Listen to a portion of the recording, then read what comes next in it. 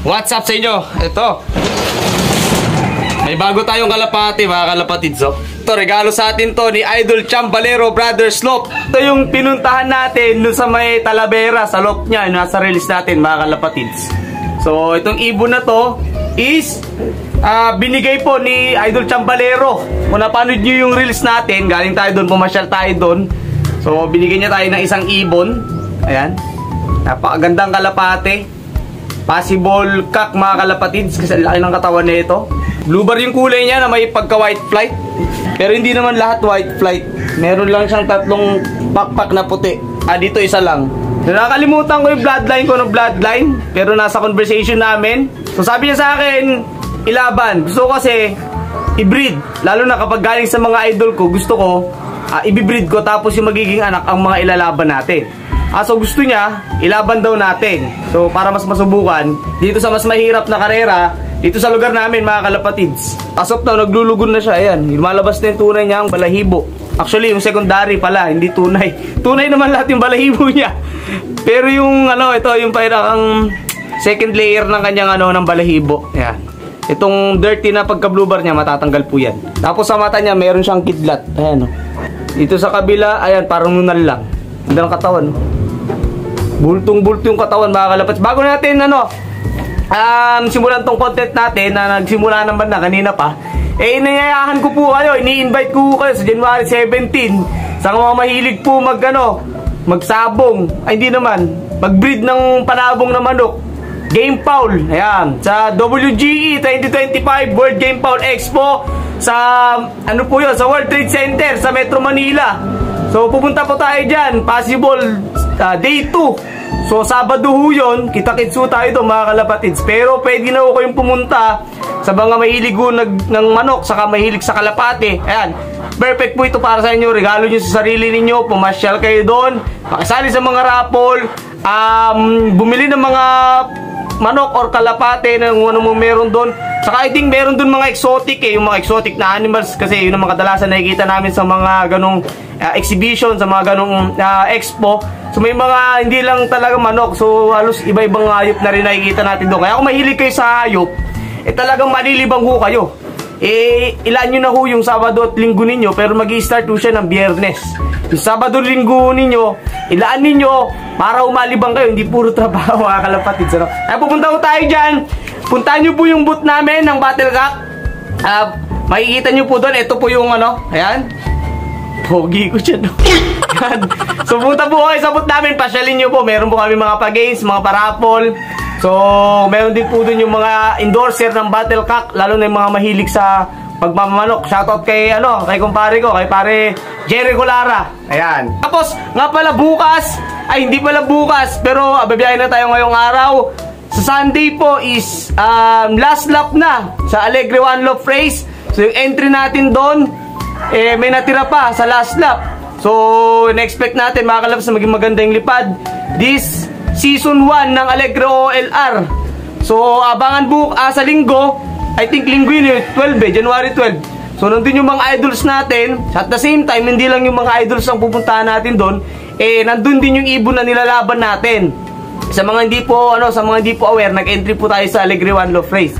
So baka matsambahan natin yung 1 million na lap winner sa huling lap na sa linggo. Napaka-buenas ng taon natin, mga kalapatids. Ang dami pong premyo nun. Hanggang 20 ata, I think meron hanggang premyo Doon lang sa last lap, sa may Kalbayo gata, kung di ako nagkakamali, mga kalabas. Basta sa last lap, sa linggo. Kaya sa mga pupunta po sa Alegre One Love Race, makikiabang, kita-kitsu tayo dyan, mga kalapats. Magandang abangan ho yun for sure.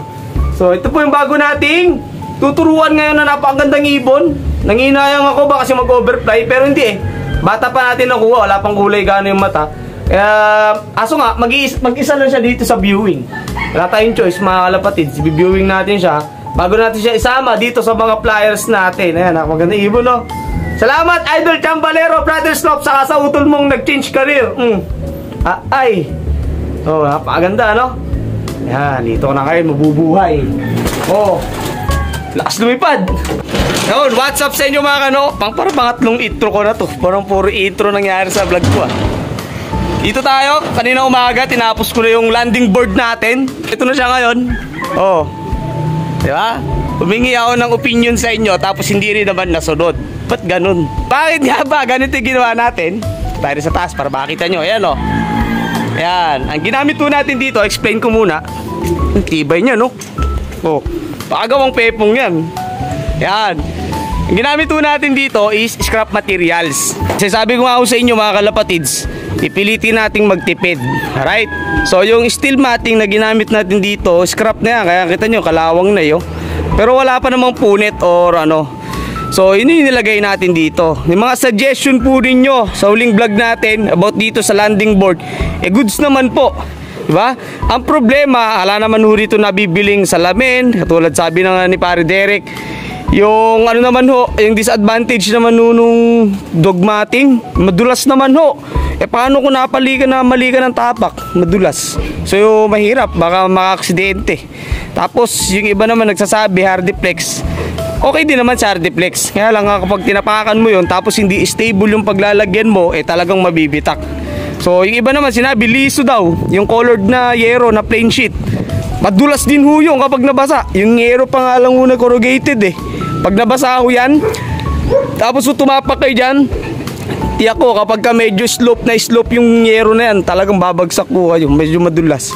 Saka isa pa po mga kalapatids is ito given na nandito. Kasi ito ho yung pinagtanggalan natin sa old breeders loft natin, yung mga sidings. So ito ho yun. So nagamit natin siya dito. Ayan nilagay ko kanina. Tapos etong kulay green na anong tawag na nga dito? Coated wire mesh ata kung di ako nagkakamali mga kalapatids. Yung chicken screen na may coated ng plastic ito. Ayan. So hindi siya kakalawangin mga kalapatids. Sa nakikita yung kalawang dyan is yung mga bakal. So pag gumanday panahon, pag uwi natin galing Alegre, pipinturahan na ho natin to. Unang-una syempre primer. Ayan, pinakamaganda primer muna. Kasi exposed siya sa ulan araw kasi ito open siya. So kailangan natin siya primeran para mas tumibay, mas tumagal yung bakal, di ba? So primeran natin yan at the same time kukulayan din natin. Nag-isip lang kung kulay white yung pipintura natin after ng primer or else kulay blue. So tingnan natin kung ano may magiging magandang combination dito sa landing board. Gusto ko kasi yung nasa taas pala yung ibon, lumilipad pala, nakikita na niya yung, ayun yung landing board ko. Parang blue maganda Kasi sa taas pala makikita mo na yung blue diba? So testing natin, tingnan natin. Tapos in-strap ko lang yan. Ako lang gumawa, ayan, nag-strap lang ako. Siguro mga 382 na strap yung nagamit ko dito mga kalapatids. Tapos yan, okay na. O, diba? So, yung nagsasabing pwedeng i-slope din natin. Sabi rin ni Pare Derek, dapat daw nakapa-slope na gano'n, mas maganda. Napanood ko sa nag-research ako ng mga landing board, mga kalapatids, maganda nga ho yun para pagbagsak ng ibon, dire-diretso. Ang problema, wala na, nahuli na, na-welding na to, lasirain pa natin. Nandito na, mga kalapatids.